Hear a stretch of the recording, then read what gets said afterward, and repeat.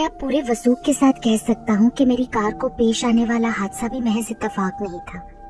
आपके जन्मदिन पर भी शायद वो हमला पुजारी की बजाय मेरे ऊपर ही किया गया था, लेकिन कातिल से चूक हो गई। आपको शायद ये सुनकर भी ताज्जुब होगा अंकल कि हमलावर भी एक पुजारी था। वो जिस स्याह रंग की मर्सिडीज में बैठकर फरार हुआ वो भी किसी और की नहीं बल्कि आंटी की मलकियत थी। अगर वो हराम का तुख्म जिंदा है तो फिर अंजला को भी उसकी खबर जरूर होगी। अगर तुम्हारे ऊपर हमला कराने में अंजला का हाथ है तो फिर मेरे दोस्त की मौत के बारे में भी उसे कुछ न कुछ जानकारी जरूर होगी। जब तुम्हारे पिता और जरगाम मेरे कारण रमेश गुप्ता को समझाने की खातिर बैरून मुल्क गए थे, उस वक्त भी अंजला ने मुझे दबी जुबान में यही कहा था कि सांप की दुम पर पैर रखा जाए तो वो पलटकर काट भी सकता है।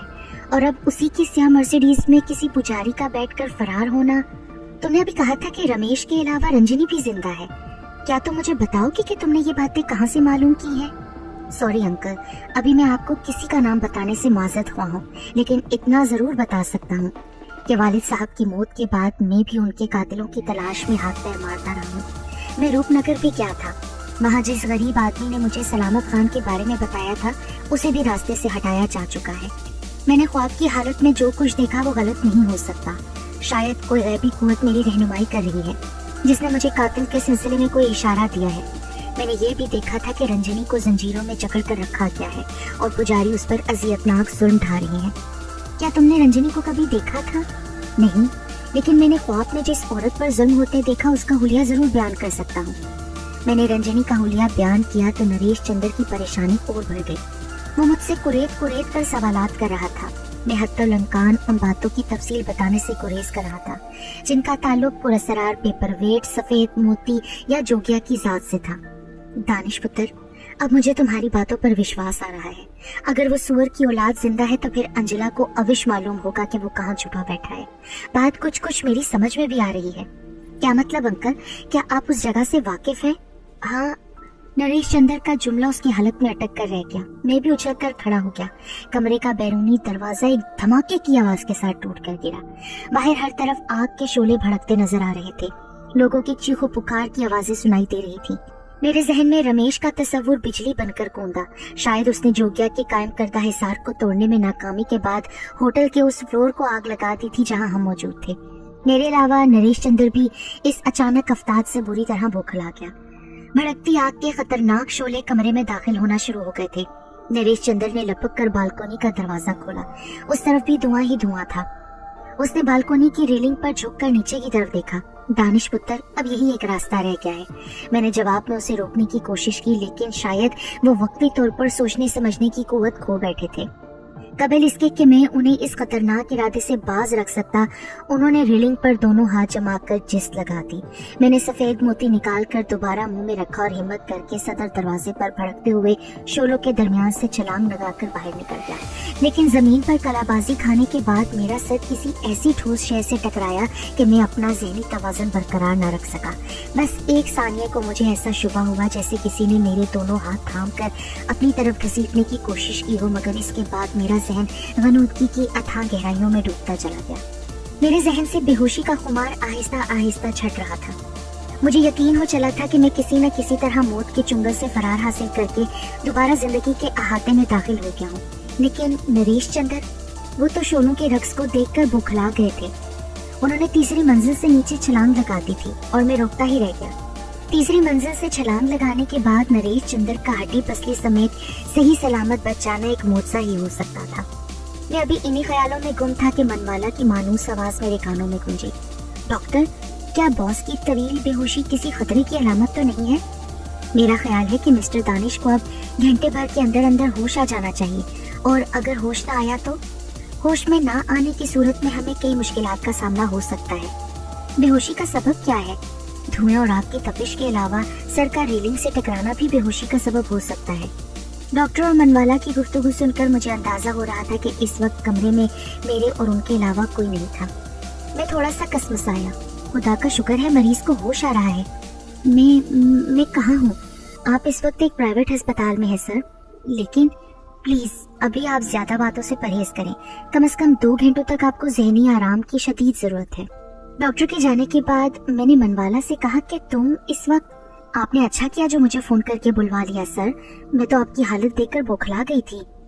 बट गॉड इज ग्रेट, लिबास जलने के अलावा आपके जिस्म पर मामूली खराशें जरूर आई हैं, लेकिन कॉन्टिनेंटल का 3rd फ्लोर तो जलकर राख हो गया है सर। उस फ्लोर के बेशतर मुसाफिर बुरी तरह झुलस गए हैं, 1-2 अफराद दम घुटने के सबब। मनवाला, तुमने मेरी माँ को तो मेरे मुताल्लिक कोई खबर नहीं दी ना?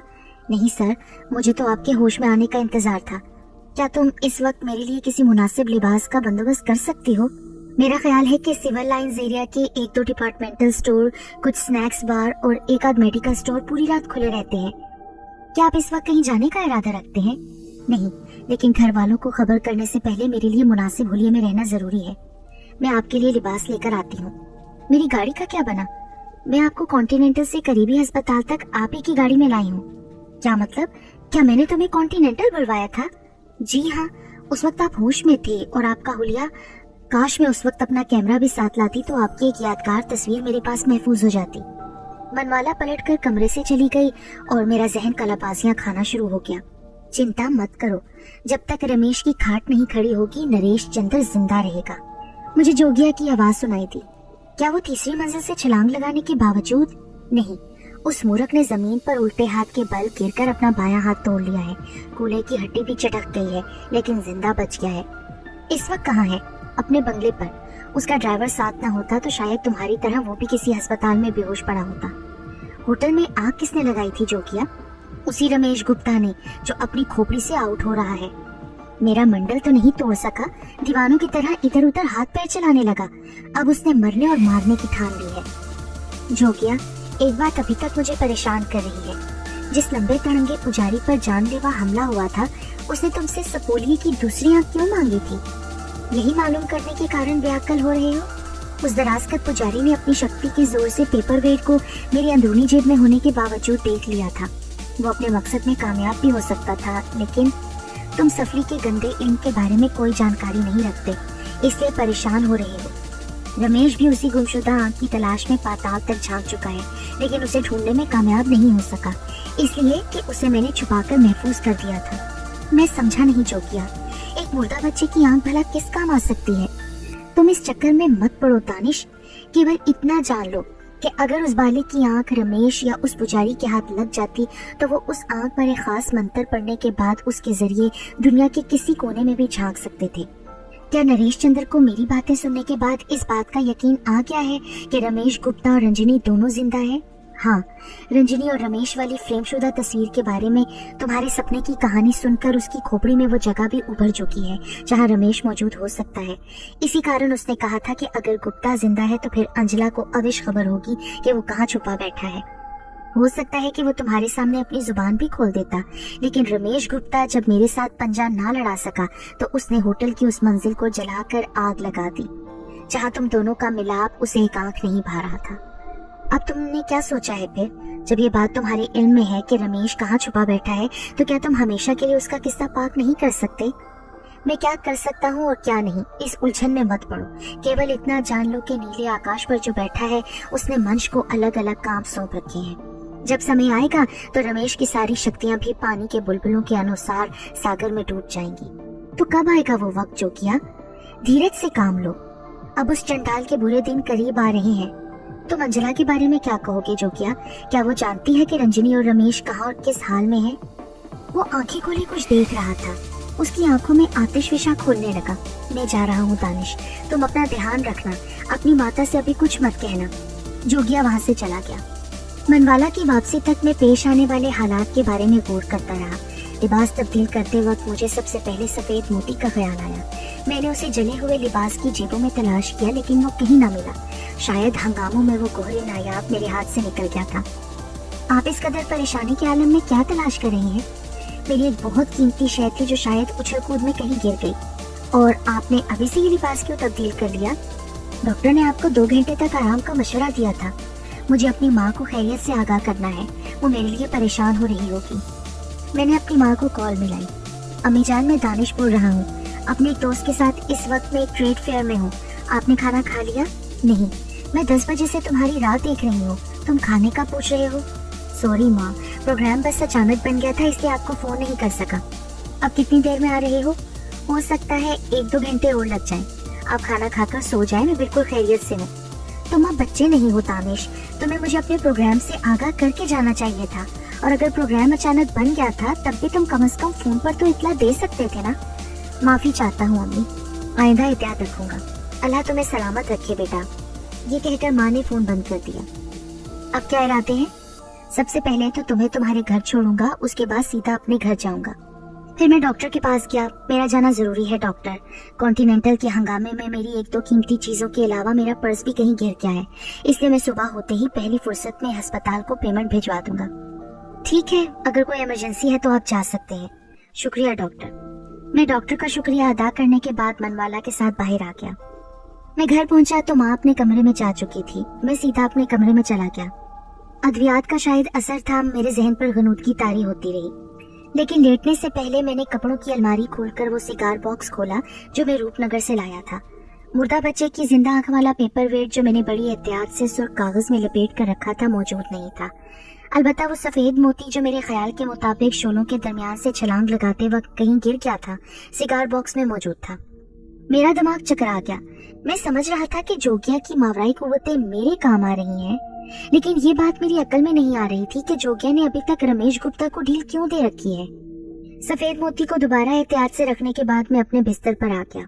थोड़ी देर बाद फोन की घंटी बजी। मैं अंजला बोल रही हूँ। मैंने कुछ देर पहले भी फोन किया था, लेकिन तुम शायद घर पर नहीं थे।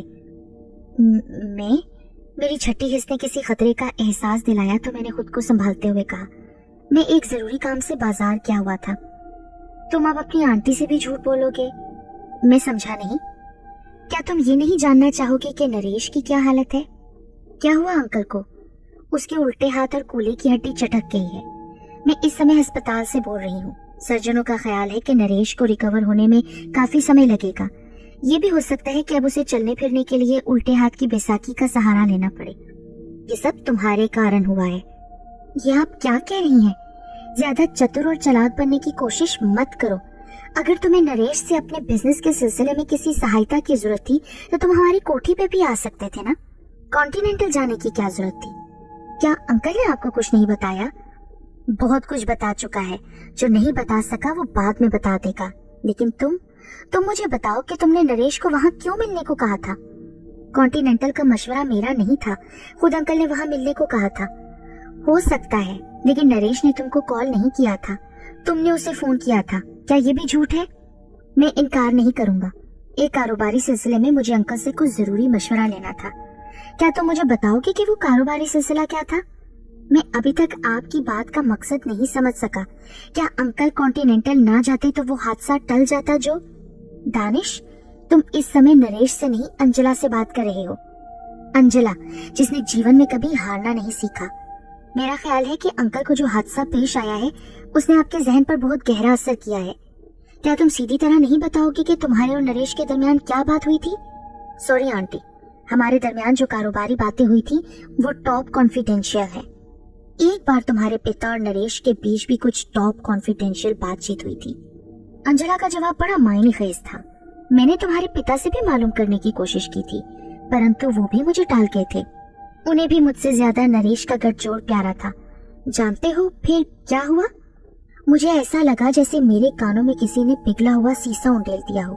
अंजला ने बड़े चुपते हुए अंदाज में मुझे मौत की धमकी दी थी। मेरे तो तन बदन में जैसे आग भड़क उठी, लेकिन मैंने कोई जवाब नहीं दिया। तुमने कोई जवाब नहीं दिया तानिश? आप खुलकर बात करें आंटी। आप मुझसे क्या मालूम करना चाहती हैं? अंकल को पेश आने वाले हादसे से आपको मेरे वालिद की मौत का ख्याल कैसे आ गया? बहुत गहरा संबंध है, परंतु तुम अभी नहीं समझ सकोगे। आप और अंकल किस अस्पताल में हैं? मेरी एक बात पूरे ध्यान से कान खोलकर सुन लो दानिश पुत्र। अगर तुम्हें अपना जीवन प्यारा है ना तो दोबारा कभी भूल कर भी नरेश के करीब आने की गलती मत करना। इसी में तुम्हारी मुक्ति है। क्या आपने इस वक्त यही पैगाम देने की खातिर मुझे फोन करने की जहमत की थी? आज के बाद तुम नरेश से किसी किस्म का कोई ताल्लुक नहीं रखोगे। सुन रहे हो मैं क्या कह रही हूँ? मैंने कोई जवाब देना चाहा, लेकिन इससे पहले ही सिलसिला मुनक़ता हो गया। मेरे तो जहन में गर्म आंधी के तेज झक्कड़ चलने लगे। अंजला की गुफ्तगू मेरे लिए खुला चैलेंज थी। वो रात मेरी कांटों पर लूटते हुए गुजरी। सुबह मेरी आंख खुली तो रात होने वाली बातों का बोझ अभी तक मेरे दिलो दिमाग पर मौजूद था। रात किस वक्त वापसी हुई बेटा? आपको फोन करने की कोई 2 घंटे के बाद अम्मी। मैं वापस आया तो आप कमरे में जा चुकी थी। कल बेगम नफीस भी तुम्हारा बार बार पूछ रही थी। क्या वो आई थी? हाँ। फाखरा की तबीयत अब कैसी है अम्मी? खुदा का शुक्र है वो ठीक है। दानिश, तुमने मुझे उस शख्स के बारे में कुछ नहीं बताया जिसने तुमसे फोन पर कुछ रकम का मुतालबा किया था। अभी तक उसने दोबारा फोन नहीं किया अम्मी। कहीं ऐसा तो नहीं कहीं तुम मुझसे कुछ छुपा रहे हो? आपने इस बात का अंदाजा किस तरह लगा लिया? कल रात में तुम्हारी तरफ से काफी परेशान थी बेटा। वो क्यों? जब से तुमने अपने वालिद के दूसरे कारोबार का जिक्र किया है, एक खलिश सी है जो मुझे अंदर बेचैन किए रखती है। प्लीज अम्मी जान, जब वालिद साहब के किसी दूसरे कारोबार का सिरे से कोई वजूद ही नहीं था तो फिर परेशानी की क्या जरूरत है? वैसे आपकी इत्ला के लिए एक और अर्ज कर दूं कि अंकल नरेश चंद्र ने भी यही ख्याल जाहिर किया है कि फोन करने वाला कोई फ्रॉडिया होगा। तुम नरेश चंद्र से कब मिले? फोन पर बात हुई थी अम्मी। मेरा एक मशवरा मानोगे बेटा? तुम नरेश चंद्र जी से दूर ही रहा करो। कोई खास वजह? वो एक अच्छे और पुरखलूस इंसान है। तुम्हारे वालिद और उनके दरमियान दोस्तों से ज्यादा भाइयों जैसी गुर्बत थी। लेकिन क्या? कुछ दरमियानी लोग नहीं चाहते थे कि वो एक दूसरे से कोई ताल्लुक रखें। कौन थे वो लोग अम्मी? हो सकता है मेरा अंदाजा गलत हो, लेकिन मेरा ख्याल है कि अंजला भी तुम्हारे वालिद और नरेश चंद्र जी के मिलाप को पसंद नहीं करती थी। लेकिन इसकी कोई वजह? मैं तफसील में नहीं जाना चाहती बेटा। सिर्फ इतना जान लो कि अंजला पंडित पुजारियों के जेरे असर रहती है और पंडित पुजारी ये नहीं चाहते कि दो तहजीबों के नुमाइंदे आपस में मिलजुल कर रहें। मेरा अंदाजा अगर गलत नहीं तो शायद आप भी कोई बात मुझे खुलकर नहीं बताना चाहती ना? हाँ, मैं जिस अंधोनाक हादसे से दो चार हो चुकी हूँ उसने मुझे निचोड़ कर रख दिया है बेटा। अब सिर्फ तुम मेरी खुशियों का वाहिद मरकज हो। मैं नहीं चाहती कि तुम किसी ऐसे रास्ते पर चलो जिस पर किसी खतरे या खदशे की एक मामूली सी भी गुंजाइश हो। मैं जानती हूँ कि तुम्हारे नरेश अंकल दिल के बहुत सादा, सच्चे और भले आदमी हैं, लेकिन अंजला वो अपने धर्म कर्म के मामले में बड़ी कट्टर वाक़ हुई है और मैं नहीं चाहती कि तुम बिला वजह किसी की नाराजगी मोल लो। ठीक है अम्मी, अगर आपका यही मशवरा है तो मैं आइंदा एहतियात करूंगा। खुदा तुम्हें खुश रखे बेटा।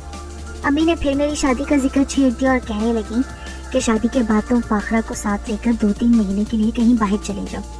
मैं तो बस माँ की खुशी की खातिर हाँ में हाँ मिलाता रहा, लेकिन मुझे मालूम था कि माँ को मेरी एक दिन की जुदाई भी मंजूर नहीं थी। फिर वो क्या बात थी जो मुझे नहीं बताई जा रही थी, और ऐसा क्या खतरा था जो 3 महीने के बाद टल जाता। और अब ऐसी क्या बात है कि मुझे नरेश चंद्र से माँ दूर रहने का मशवरा दे रही है। मैं तैयार होकर दफ्तर पहुंचा तो मनवाला ने मुझे बताया कि अमित मेहता का कई बार फोन आ चुका है। इस खबर पर मुझे ताज्जुब हुआ। मैंने जिन हालात के पेश नजर अमित मेहता को अपनी मुलाजमत से फारिग किया था उसका अफसोस मनवाला को भी था। खुद मैं भी अमित मेहता को बहुत पसंद करता था। क्या मेहता ने फोन करने की कोई वजह नहीं बताई? मैंने पूछा था, लेकिन उसने हर बार यही जवाब दिया कि उसे आपसे कोई जाती बात करना है। मेरा ख्याल है उसे कोई परेशानी होगी। किस किस्म की परेशानी? सर, उसका जवाब तो वही दे सकता है। अमित मेहता को कॉल लगाई गई। मैं अमित मेहता बोल रहा हूँ सर। क्या आपको इल्म है कि मिस्टर नरेश चंद्र कल रात से अस्पताल में दाखिल है? नहीं, क्या हुआ उन्हें? कल रात वो कॉन्टिनेंटल में अपने मखसूस कमरे में थे जब वहाँ आग लग गई थी। तुम्हें इस हादसे की इत्तला किस तरह हुई? मैं उसी अस्पताल में अपने एक दोस्त को देखने गया था जब अंजला देवी से मुठभेड़ हुई। हादसे की खबर मुझे उन्हीं से मिली थी। क्या तुमने सिर्फ यही बताने की खातिर फोन किया था? एक कारण और भी है सर। मैंने नरेश चंद्र जी से मिलने की कोशिश की थी, लेकिन उनकी हालत अभी इस काबिल नहीं है कि सब मिल सके। उनके कमरे के बाहर नो विजिटर्स की तख्ती लगी है। सर, आपसे एक बात पूछना थी। अगर मैं गुप्ता नरेश एंड सन्स में सर्विस कर लूं तो आपको कोई एतराज तो नहीं होगा? क्या मतलब? तुम्हें मेरी इजाजत की क्या जरूरत पेश आ गई? अंजला देवी ने केवल यही शर्त रखी है। मुझे सर्विस की ऑफर भी अंजला देवी ने की थी। फिर ये शर्त भी लगा दी कि आप अगर मुझे नो ऑब्जेक्शन सर्टिफिकेट दे दें तो वो मुझे मुलाजमत दे देंगी। मुझे कोई एतराज नहीं है। तुम कल किसी भी वक्त आकर एनओसी ले जाना।